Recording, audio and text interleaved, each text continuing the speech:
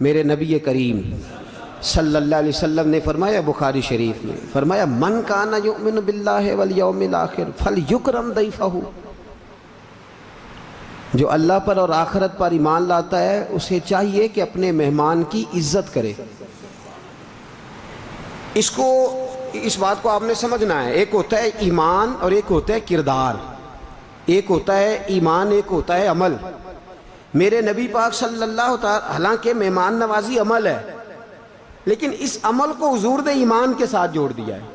فرمایا من کان یؤمن باللہ والیوم الآخر فلیکرم ضیفہ، اگر تو اللہ پر اور آخرت پر ایمان لاتا ہے تو پھر تو مہمان کی عزت کرے گا، اکرام۔ یہ نہیں کہ روٹی کھلا کے کہے گا یہ تو مصیبت بن کے نازل ہوگا، جان ہی نہیں چھوڑتے، یہ ایسا نہیں تو کرے گا۔ فلیکرم ضیفہ، تو اس کا اکرام کرے گا، تو اس کی تعظیم کرے گا، تو اس کو عزت دے گا، کھانا بھی کھلائے گا، عزت بھی دے گا۔ میرے نبی کریم صلی اللہ علیہ وسلم کی سنت ہے مہمان نوازی، حضور پسند فرمایا کرتے تھے۔ نبی کریم صلی اللہ تعالی علیہ وآلہ وسلم مہمان کے بارے میں بڑی خوبصورت باتیں ارشاد فرماتے تھے۔ الترغیب والترہیب میں نبی پاک کا فرمان موجود ہے، فرمایا جو مہمان نوازنا نہ ہو،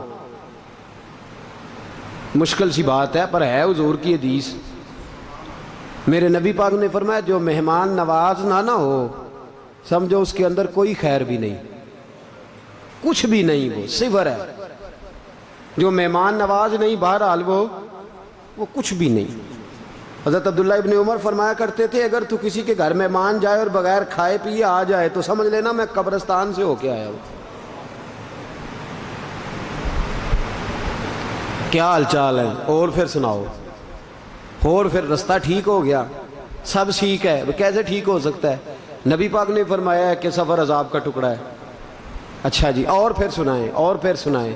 اس نے کہا جی اس کام آیا تھا، جانے لگا تو کہنے بہو پھر چاہ شاہ پیائیے تو انہوں تو ان چل رہا ہے، اس نے پلانی ہوتی ہے، پوچھتا ہے کیا کرتا ہے وہ لا کے، یہ جو 100 دفعہ پوچھتا ہے اس کا مطلب یہ ہے کہ چلو کبھی تو انکار کرے گا ہی نا، کبھی تو کہے گا میں نے نہیں پینی۔ بھئی مہمان نوازی یہ صنف ہے، یہ نعمت ہے۔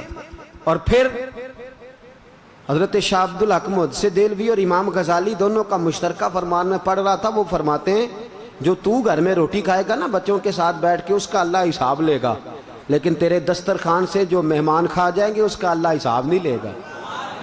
وہ فرماتے ہیں ہمارے بزرگوں کا طریقہ یہ ہے کہ گھر میں تھوڑا کھاتے ہیں، سستا کھاتے ہیں، لیکن مہمان کے آگے نعمتیں زیادہ چنتے، زیادہ نعمتیں چنتے۔ ان کی خواہش ہوتی ہے کہ مہمان آئے تو کچھ کھا کے جائے، کچھ وہ کھلانے کی۔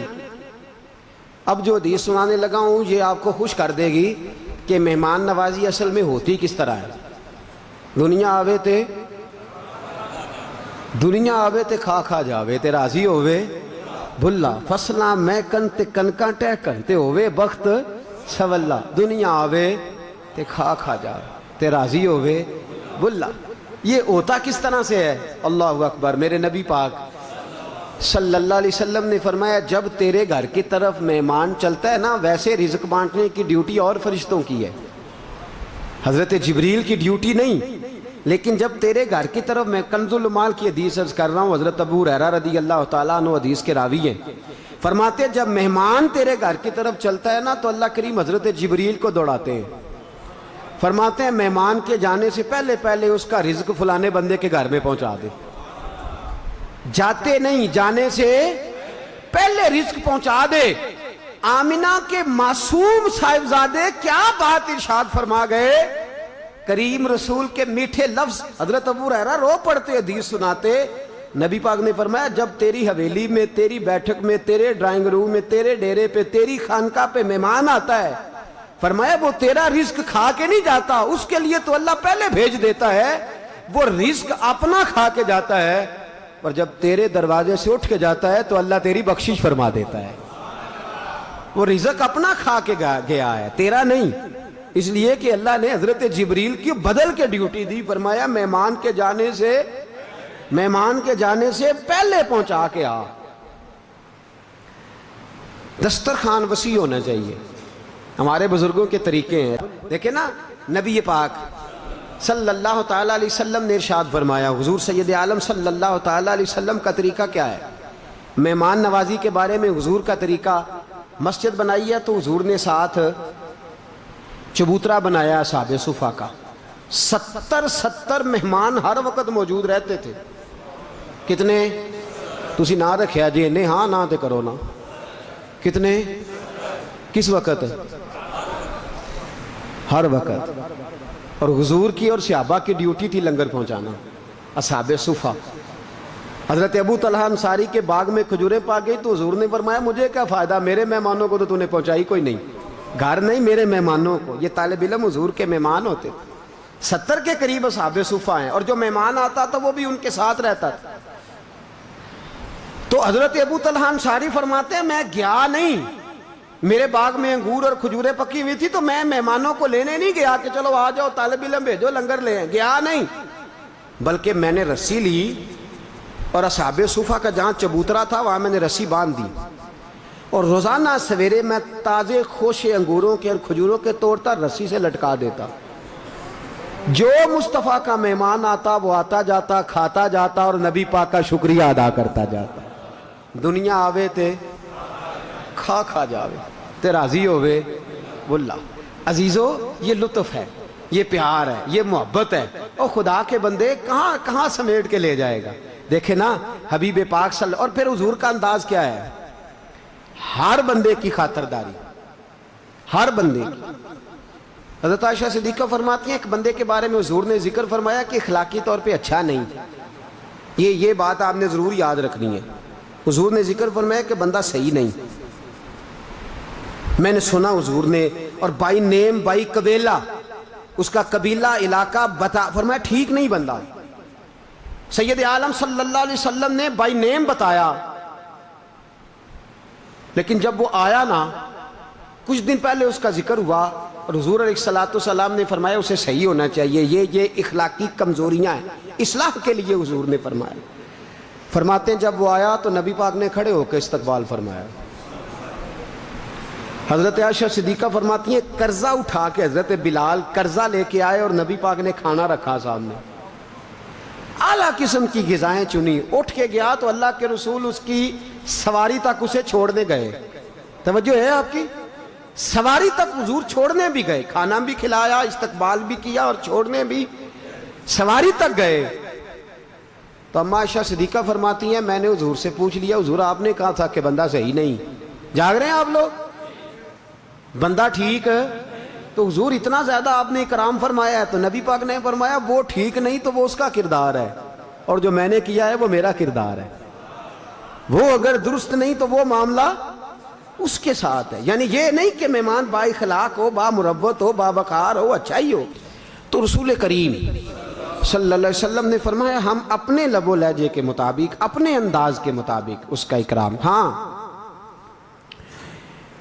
میزبان تو میزبانی کرے گا، مہمان کو بھی کچھ حقوق بتائیں۔ مہمان کو کہا ہے کہ وہ میزبان کو مشکل میں نہ ڈالے، وہ یہ نہ کرے کہ جی اوہو آپ نے یہ والا مرغا لے آئے آپ ولایتی، یہ تو میں نے کبھی کھایا ہی نہیں، تو بھئی آپ ساتھ لے آتے پکا کے آپ کو کھلا دیا جاتا۔ تکلف میں مشکل میں مبتلا نہ کرے، اوہو آپ چینی والی چائے لے آئے، بھئی آپ کو پتا تھا نہ بن رہی تھی، آپ کو پہلے بتانا چاہیے تھا، وہ تکلف میں نہ ڈالے۔ اور دوسرا فرمایا کوشش کرے کہ 3 دن سے زیادہ کسی کا مہمان نہ بنے، 3 دن سے زیادہ مہمان نہ بنے کسی کا، اس کو تکلیف ہوگی، سامنے والے کے اپنے معاملات ہیں، ضروریات ہیں۔ ہاں 2-3 چیز لوگ اس سے مستثنا ہیں، کچھ لوگ ایسے ہوتے ہیں جن کا آنا بطور مہمان نہیں ہوتا، بطور خلوص ہوتا ہے۔ جس طرح اب یہ لوگ نا اپنی مرضی کا مطلب لیتے ہیں، تو میں ذرا وضاحت کرنا ضروری سمجھتا ہوں۔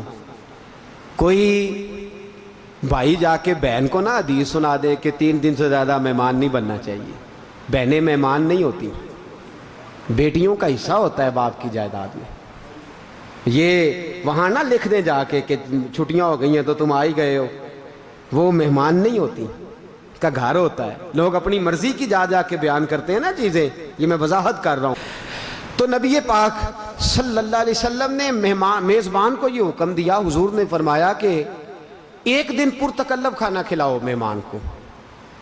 ایک دن سے مراد 3 وقت کا کھانا ہے، صبح دوپہر اور شام، پرتکلف، اور ہو سکے تو مہمان کی مرضی پوچھ لو کہ تم کیا کھانا پسند کرو، اور مہمان جب آئے تو اس کی ضروریات کے بارے میں پوچھ لیں کہ آپ ابھی سوئیں گے، بیٹھیں گے، لیٹیں گے، کہ کس طرح آپ کی طبیعت مانتی، پوچھ لیں، ضروریات کا خیال کریں۔